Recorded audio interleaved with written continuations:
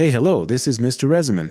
Today I am going to explain a fantasy and horror movie from the year 2015 titled Tale of Tales. Spoilers ahead, attention, be careful. The movie is divided into three stories. The first story focuses on the king and queen of a kingdom called Longtrellis. At first, the couple seems to live a happy life, but we later learn the queen suffers from a rare illness that prevents her from becoming a mother, leaving her forever heartbroken. Upon seeing his wife in that state, the king summons the best doctors in the entire kingdom, but unfortunately, none of them is able to diagnose the mysterious illness she suffers from. Despite this, the king strives to cheer his queen. One day, he invites circus performers. Suddenly, the queen realizes that one of the circus performers is expecting a child. Envious, she begins smashing things upon entering her room.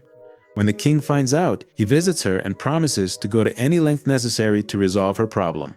Late at night, a strange sorcerer arrives at the castle. He claims he can solve the queen's pregnancy problem. Hearing this, the king reminds him that many people have tried and failed. However, the sorcerer insists the queen can have a baby, but it depends on how far the king is willing to go for her. The king replies he will go to any length. The sorcerer reveals he has years of experience and knows much about nature. He adds that nature must stay balanced. If the king wants a life, he must sacrifice one. Despite these strange claims, the king and queen fully support him. Following this, the sorcerer begins to describe the process. The king must capture a sea monster whose heart will be used to cure the queen's illness. Then, a poor, unmarried lady will prepare it for her to eat. In this way, the sorcerer ensures the queen will become pregnant. Upon hearing this, the king immediately agrees to hunt the sea monster and begins preparations.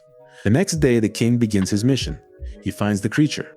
When the monster is sleeping, the king enters the ocean to attack it. He finally manages to kill the beast, but is gravely wounded in the fight. He soon succumbs to his injuries, but before doing so, he extracts the creature's heart. The king then returns home. Later, she finds an unmarried, pure castle maid and has her prepare the heart. While cooking it, strange sensations hit and she suddenly becomes pregnant. Soon, the queen eats the heart and becomes pregnant as well. In the following scene, the maiden and the queen give birth to their children at the same time. The boys seem to be the same age. The queen's son is named Elias, while the maid's son is named Jonas. The film fast forwards 16 years, where the children have become adults. The queen lives a happy life with her son Elias, believing she has been granted a second chance. However, the two boys, born on the same day and appearing as twins, are not typical children, with the sea monster revealed by their white hair. They share a strong friendship and are very close to one another. The queen, however, despises their bond. She informs her son that as a prince, he is not permitted to be friends with the maid's son, Jonas. Despite this, Elias ignores his mother and continues meeting Jonas. Later, we also learn that the children have a unique ability to breathe underwater. In the next scene, the queen threatens her maid, saying that if she does not stop her son from meeting Elias, she and her son will be expelled from the country. Still, the two remain carefree and meet regularly. They cross the line when Jonas wears Elias's clothes to see the queen. Discovering the truth, she exiles Jonas. Elias fails to stop her. Then Jonas cuts into a tree with his knife and water starts flowing from it. He tells Elias that as long as the water stays clear, he should know Jonas is alive, but once it turns red, Jonas's life is in danger. After that, he walks away. Elias regularly checks the water to see if it has turned red. One day the water turns red and he realizes something is wrong. To find Jonas, he leaves the kingdom without telling his mother. After a long search, Elias finally arrives at Jonas's house. He discovers that Jonas has married a young woman. The people there identify him as Jonas since they share the same facial features. Then he learns that Jonas went to the forest 5 days ago. Elias searches for Jonas as the queen grows increasingly worried. With no other options, she visits the sorcerer again. He repeats his demand. For her son to return, she must sacrifice a life. The queen agrees to his proposal without hesitation. Elsewhere, Jonas is found wounded inside a cave. A flying creature attacks, trying to kill him. Hearing his screams, Elias finds Jonas and kills the creature with his sword. However, Elias is unaware that the creature is none other than his own mother, but that is what was agreed, life for life. In the final scene of the first narrative, Elias ascends the throne and the story ends. Next, the second narrative appears. The king and two elderly women, Emma and Dora, are the center of this narrative. The king is an extremely lustful individual who is constantly surrounded by women, drinks heavily all the time, and has yet to find his queen. He possesses the influence and fortune to marry anyone. Later, we are introduced to two older sisters living near the palace. One is named Dora and the other Emma. Dora is a cunning, selfish woman, while Emma is simple. They rarely leave their home and remain unmarried. Surely, they will die there alone. However, their voices sound incredibly pleasant and young. One morning, the king hears Dora singing and is surprised by her voice. He decides to meet her soon. The king approaches her door to get a look at the woman. He thinks Dora is beautiful. When he knocks at the door, the sisters panic, fearing that the king will be furious if he discovers their true appearance. After thinking it over for a while, they finally devise a plan, and Dora asks the king to return in 1 week. In the following scene, the sisters strive to make their fingers look young and beautiful. Dora covers her fingers with herbs, but they still look like an elderly person's. Instead, Emma has kept her finger in her mouth for many days, resulting in a youthful appearance. 1 week has passed, and it is the day of the king's visit. When he arrives, Dora shows him Emma's finger instead of her own. Overcome with emotion, the king finds true love. However, the sisters worry more because if the king learns their truth, he will likely kill them. After much thought, Dora proposes a condition. She will only sleep with the king in total darkness, and he accepts. In the next scene, Emma starts pressing glue onto Dora's body so it feels like a young girl's. At midnight, a temple guard comes to collect Dora while the palace is dark. The king sleeps with Dora, but by morning he realizes he spent the night with an old, ugly woman. Enraged, he orders his guards to throw Dora out the window. Luckily, she survives the fall. Deep in the jungle, Dora witnesses magic when a witch finds her. Using her powers, the witch transforms Dora into a beautiful young woman with long hair.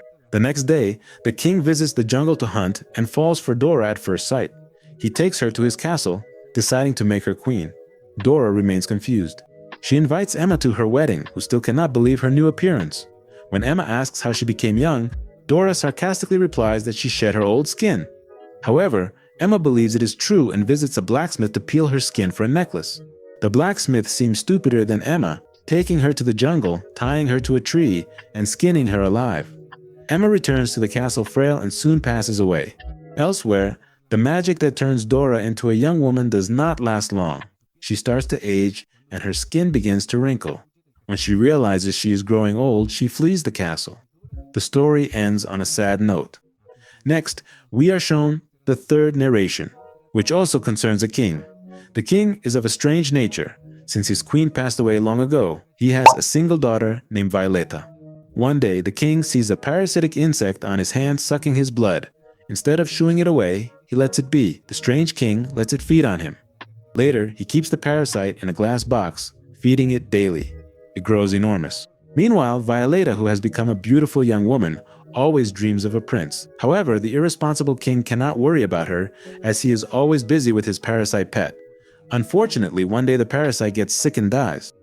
This destroys the king, so he skins it and tells his daughter the time has come to find her a husband. He announces a contest where the winner gets to marry her. Upon hearing this, Violeta is happy, yet a little angry as she wanted to choose herself. Even so, he accepts the king's decision. Soon, a contest is announced across the kingdom. The king displays the parasite's skin and promises victory to whoever names the insect.